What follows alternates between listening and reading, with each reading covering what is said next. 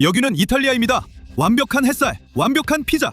하지만 이 풍경을 즐기고 계신다고요? 치명적인 실수일 수 있습니다. 이 평화는 완전한 환상이니까요. 말 그대로 여러분의 운동화 아래 불과 몇 킬로미터 밑에서 지구는 그냥 잠들어 있는 게 아닙니다. 깊고 불안한 숨을 들이쉬고 있어요. 진심입니다. 지질학자들은 지금 식은땀을 흘리고 있습니다. 이 숨겨진 과정이 단순히 진행 중인 게 아니라 빠르게 가속하고 있으니까요. 대부분의 사람들이 이탈리아 화산을 떠올리면 베수비오 산과 고대 도시 폼페이의 비극을 생각합니다. 하늘에서 쏟아지는 화산재, 시간 속에 멈춘 도시, 나폴리만 위에 우뚝 선 거대한 화산 말이죠.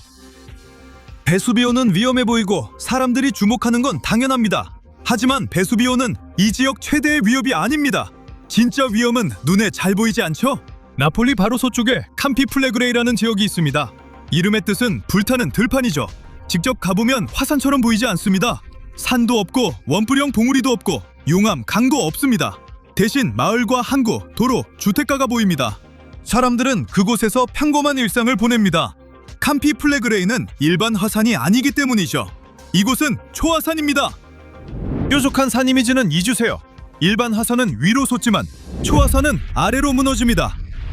그 자리에 칼데라라 불리는 거대한 그릇 모양의 함몰지가 남죠. 캄피플레그레이는 너무 광활해서 한가운데 서 있어도 화산이라는 걸 전혀 모릅니다. 사실 나폴리의 상당 부분이 그 안에 세워져 있습니다. 상상이 되시나요? 주택, 학교, 고속도로가 아직 활동 중인 땅 위에 있습니다. 마치 거대한 가슴이 숨을 쉬며 오르내리는 것처럼요. 과학자들은 이 현상을 브래디시즘이라 부릅니다. 수세기에 걸쳐 주택가 전체가 수미터씩 오르내렸습니다. 어떻게 가능할까요? 그 리듬이 빠르게 변하고 있습니다. 2022년 무렵 과학자들은 이 지역을 훨씬 더 면밀히 관찰하기 시작했습니다. 지진 활동이 증가하고 있었고 새로운 도구 덕분에 데이터를 더 정밀하게 분석할 수 있게 되었습니다. 연구자들은 5만 4천 건이 넘는 지진 기록을 수집했습니다. 대부분은 미약했고 상당수는 사람이 느끼지도 못할 정도로 약했습니다. 이 모든 데이터를 지도에 표시하자 혼돈 그 자체였습니다.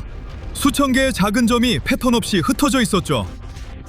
사람의 눈에는 그저 잡음일 뿐 해석이 불가능한 방대한 정보였습니다.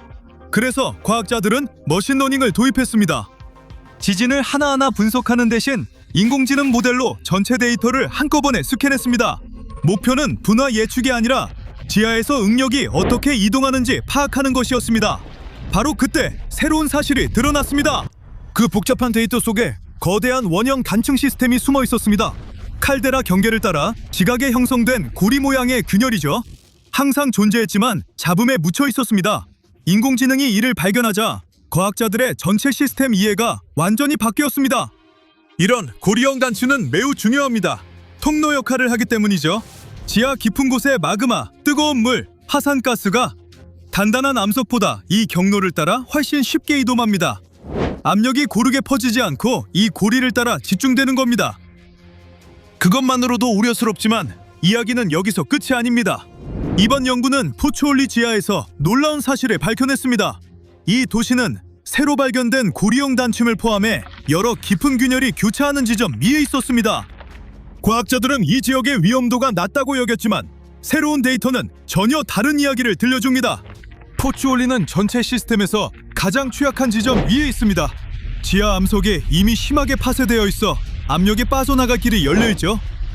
마그마방이 숨을 쉴 때 이 도시가 가장 큰 충격을 받습니다. 주민들은 화산 옆에 사는 게 아니라 배기구 바로 위에 앉아 있는 겁니다. 이 새로운 데이터를 바탕으로 과학자들은 규모 5의 지진이 가능한 수준이 아니라 발생 가능성이 높다고 말하고 있습니다. 많은 사람에게 그 수치는 별로 무섭지 않습니다.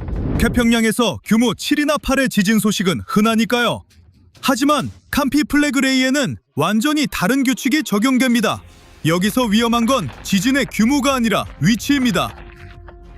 도쿄 같은 곳에서는 지진이 보통 깊은 곳에서 발생해 지진파가 도달할 즈음이면 흔들리는 느낌 정도입니다. 하지만 여기서는 지진이 극도로 얕아서 때로는 지표 아래 불과 1km도 안 되는 곳에서 시작됩니다. 이건 엄청난 차이를 만듭니다. 폭발이 바로 발밑에서 일어나기 때문에 땅이 흔들리는 게 아니라 세게 튀어오릅니다. 격렬한 수직 충격이 피해를 증폭시킵니다. 작은 지진조차 트럭 충돌 수준의 충격으로 다가옵니다.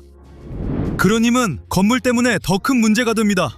이 지역의 많은 건축물은 오래되었습니다. 역사적 보물이긴 하지만 위험하죠. 현대 내진 설계 기준이 존재하기도 전에 지어졌으니까요. 움직임을 견디도록 설계된 적 없는 것들입니다.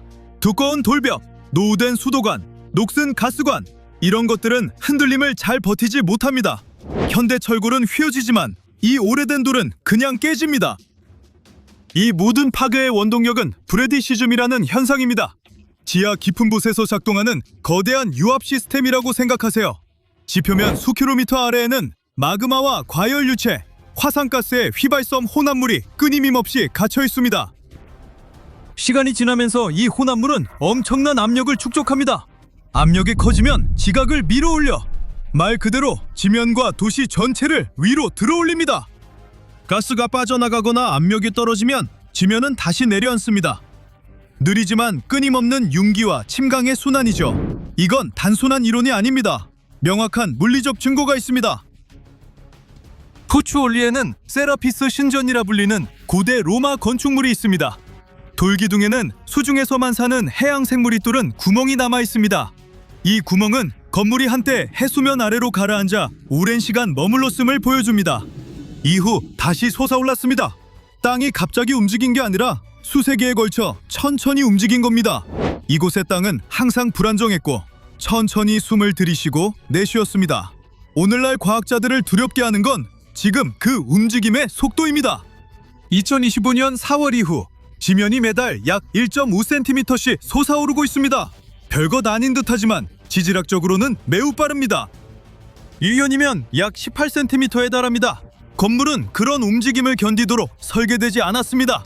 지면이 올라가면 기초에 응력이 가해지고 배관이 늘어나고 도로가 휭니다. 동시에 고리형 단층은 점점 더 팽팽하게 당겨집니다. 압력을 받는 시스템이 항상 서서히 무너지는 건 아닙니다. 때로는 한꺼번에 깨집니다. 상황을 극한으로 몰아가는데 큰 사건이 필요하지 않습니다. 마그마의 작은 이동이나 가스의 갑작스러운 분출만으로도 더 강한 지진을 촉발할 수 있습니다. 그 시나리오가 현실이 되면 격에 금이 가거나 유리창 몇 개 깨지는 수준이 아닙니다. 레드존 전체에 비상경보가 울립니다. 솔직히 나폴리 대피는 어려운 정도가 아니라 재난영화에서나 볼 물류 악몽입니다. 포추올리에서 나폴리 서부에 이르는 레드존에 50만 명이 살고 있고 경보가 울리는 순간 즉시 대피해야 합니다. 바로 옆 옐로존에는 80만 명이 질식을 유발하는 화산재 직접 경로 위에 살고 있습니다. 좁고 구불구불한 고대 골목길은 당나귀와 수레를 위해 만들어진 것이지 50만 명이 공포에 질려 동시에 빠져나가기 위한 게 아닙니다. 완전한 교통마비가 보장됩니다. 꼼짝도 못하는 꽉 막힌 도로 말입니다. 그리고 경제적 타격이 있습니다. 그 규모는 어마어마합니다. 하룻밤 사이에 지구에서 가장 활기찬 곳이 유령 도시로 변합니다. 관광은 사라지고 상점은 문을 닫고 사업체는 무너집니다. 그 파급 효과는 이탈리아 국경에서 멈추지 않고 유럽 경제 전체를 강타합니다. 물론 여기는 고대 폼페이가 아닙니다. 우리에겐 인공위성과 스마트폰이 있죠? 완전히 눈먼 건 아닙니다. 그러니까 걱정할 필요가 전혀 없는 거죠. 맞습니까?